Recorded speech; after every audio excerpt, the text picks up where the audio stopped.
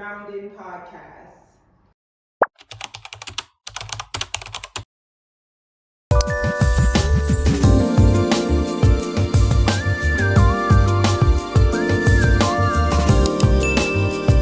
So today we have a special guest, and I'm going to let her go ahead and introduce herself to you guys. Hi, my name is Sacred. I'm 23 years old and I'm a senior at UNCG. Hey, Sacred, I have just a couple questions for her, just to share with you guys. I think it's important for us to let others know that it's not the end of the world having a child. You can still pursue your career. You can still pursue your goals, whatever educational goal that is, regardless of having a baby. Right? It takes motivation and just push, but it can happen. So Sacred is here to let you guys know that it's possible. She's doing it, right? And her son is beautiful. He is so sweet and adorable. So, one question I'd like to ask you is, what would you say are some of the challenges you faced as a mother continuing your education? Some challenges are lack of understanding from some people that either don't have children or maybe may not agree with me having a child this young or in college. I know, like, specifically, I was in ROTC and I couldn't continue ROTC because I was pregnant, but there were other cadets that were pregnant and they let them continue. Oh, wow. So, yeah, things like that. Another thing, I think one challenge is more mentally. Sometimes I'm afraid of, like, judgment, like bringing him to rehearsals with me and all these other things that I want to do. And so I'm afraid that people are going to judge or people are going to feel like he's a distraction. But thankfully, I've been working with a lot of people that have accepted us and understand and have been through the process of, like, being with mothers that have children. And so they're just, like, really amazing. Oh, that is awesome. And I'm sorry about the experience with ROTC. That's not good. Shame on you. But you know, in life, in all factors, people are lack of understanding. Sometimes they understand, they just choose to be discriminatory. Not saying that's what they did. Right. I'm just saying, like, you know, that's something that happens in life a lot. But I'm glad to hear that. So it goes into my next question. From any of those challenges that you face, do you foresee a way to overcome them, or have you, and how? Like, through these challenges, what are ways that you found for yourself to help yourself deal with the things that you find that are challenging? Well, for one, for me, it's having confidence in my motherhood. Like, walking into rehearsal saying, yeah, I have a baby. Yeah, it might be a little more difficult. Yeah, I might not be able to go full out today.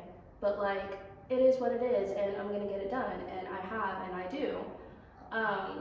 And another one is just being able to adapt and change. Like, even though I didn't continue ROTC, like, I just went to plan C. I'm on plan C right now. Yeah. So, like, you just gotta be able to adapt and change. And, like, I can still see my goals for my future. I just had to change them a little bit. Right. That is awesome. And that is so true. And so, you know, as I shared before, like, I was a young mother as well. And you're absolutely right. She's absolutely right. It just takes adaptation and changes. That's it. You just gotta, the path that you thought you was gonna take when you wasn't with child and have a baby, you just now have to redirect it, so that it can flow with working with a child. Right. You know, so I always tell people it's not the end of the world. Like, it's just an adjustment. Right. And you just have to mentally get yourself in that state to adjust. Right. And do it for the baby. Yes. You know, because then that's a story you're able to tell your child. And believe it or not, most kids appreciate you as they get older even more, knowing that my mom went through all of this and did this for me. Right? He can say, yeah, my mom did that for me. Yeah, I see you looking at those outlets. So I think you hit that on the nail, and I absolutely agree with that. So true, because you know, and the judgment, yes, I went through that as well. And those same judgments can sometimes lead you to make mistakes that you know you weren't going to make, but because of the possible of judgment, like that you're thinking in yourself, you know. So yeah, a mind state is important to like be having a healthy mind state. Absolutely. Yeah.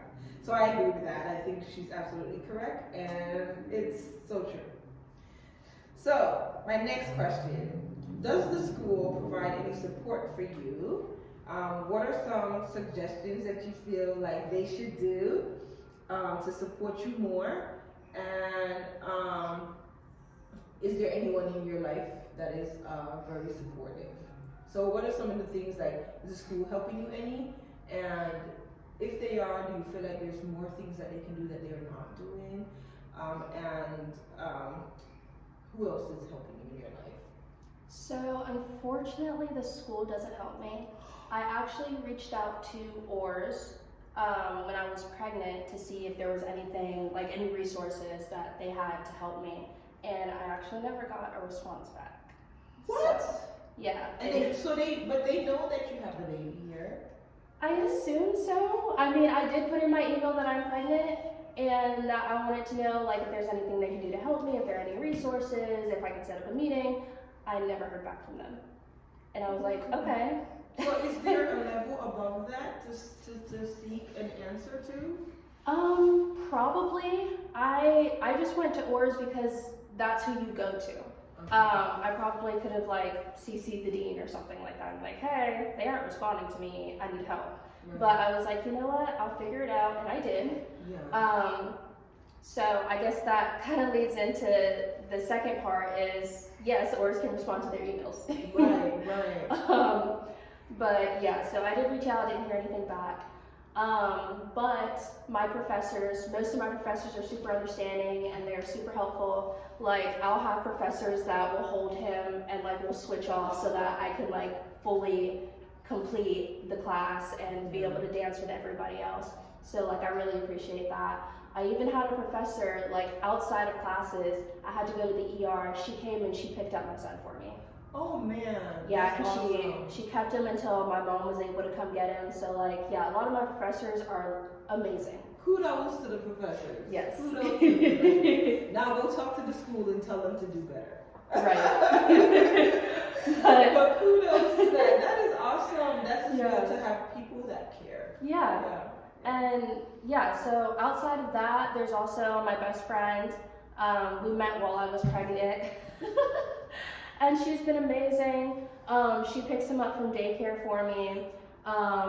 When I've been sick, she would watch him for me and she would take care of me as well. Yeah, she's amazing. My mom and my grandma live about an hour and a half away, so I can always go to them and they'll watch him and I can relax. And then also my fiance, he's super supportive. He's also his dad. Unfortunately, he's in the Army, so he lives in Georgia. So most of his support is emotional and financial, but like that's really big too. So like I don't have to worry about going to work right now while I'm in school and taking care of our son. Yeah. So yeah, that's awesome. That's awesome, and that's good. You know, and that still counts. Yeah. You know, Absolutely. that still counts, and we all have to do what we have to do to take care of our children. So Yeah.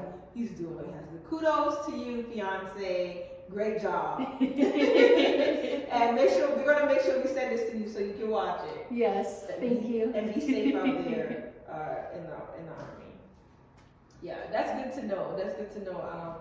That's a wonderful thing because some people don't have that. Yeah. You know, like I had it for a while, and then as Trina got older, her dad was deported, so then it was just me. And so after that, I met my ex-husband, and he helped me raise them from they were 3 on. So I understand the importance of having that support, you know. So that is awesome to hear. I just hope the school does better. So, and thank you to everyone, too. Big shout out to everyone that have been supportive and helping Sacred. That is very important, and I'm sure she appreciated it. And the Grounding Podcast want to say thank you too. So, do you have any advice to anyone in a situation that's feeling like it's impossible, or it can't be done? You are just your head is just loving that table, huh? Just loving it. You're like, I'm one foot in it today. Yes. So, like we were saying earlier, adaptability, being open to change, having multiple plans. Like I originally came here as a pre-health studies major. Now I'm a dance major. So like I had 4, 5, 6 plans in case the first one didn't work out. So plan ahead. So be adaptable, open to change, plan ahead, and find yourself a good support system. It may not always be family. Blood is not everything. My best friend, she is his aunt, and I trust her with both of our lives. So find a good support system, find people who are your people, and they don't have to be family. That is okay. So I would say those are the biggest things. Yeah. I agree with that. I totally do. And that is so awesome. I am so happy about having you today. Thank you. And just as you can see, guys, we're not in our regular session. We are actually at UNCG doing this podcast today with Sacred. I get the shoe. Gave me the shoe, guys. I get the shoe. So I'm actually here with Sacred doing this podcast today, and I asked her to join to let you guys know that it's not impossible, and it is always great to hear encouragement to help others do better. So I appreciate you taking the time to do so. I know you had a busy schedule. She actually just came from practice, right? She just came from practice and came to do this podcast. So thank you all, and stay grounded.